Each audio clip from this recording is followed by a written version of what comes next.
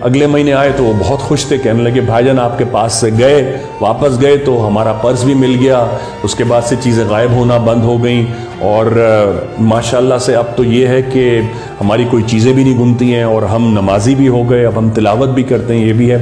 अभी वो बात कर रहे थे तो वो जो साहब थे उनकी आवाज़ चेंज हुई। मोइन जो उस हुस्ना के फादर हैं वो आए, आकर कहने लगे कि भाईजान ये आज मैंने इन्हें यूज़ किया है, इस्तेमाल किया है, ये इसलिए क्योंकि मेरा आपसे मिलने का दिल चाह रहा था और मैं सिर्फ आपसे मिलने के लिए आया हूँ क्योंकि मैंने इतने अरसे में यहाँ कोई ऐसा इंसान नहीं देखा जो बेल लॉस करे।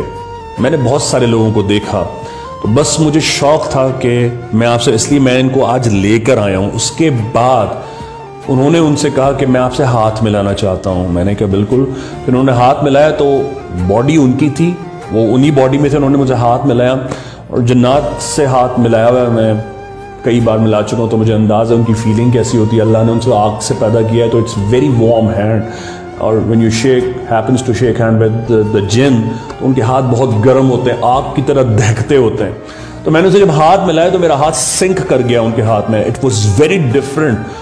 मैं ये अपने आप को क्वेश्चन करने लगा कि मैंने तो कई जन्नातों से मिला हूं, हाथ मिलाया, लेकिन ये फीलिंग नहीं है। फिर मुझे रियलाइज हुआ, मैंने उनसे पूछा, मैंने कहा क्या उम्र है आपकी? उन्होंने कहा तकरीबन 1200, 1250, 1300 साल। अब ये मेरे लिए इतनी ज़्यादा एवेंजिंग बात थी कि मैंने उनसे फिर मल्टीपल क्वेश्चंस कर डाले।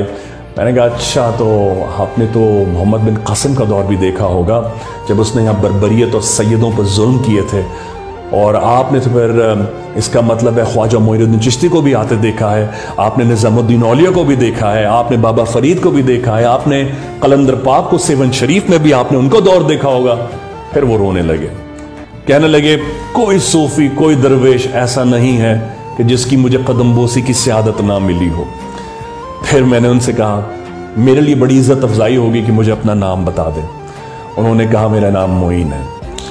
अब जब वो कहने लगे अब मुझे इजाज़त दीजिए, मेरी इबादत का वक्त हो रहा है, तो अब मेरी आंखों में आंसू आए।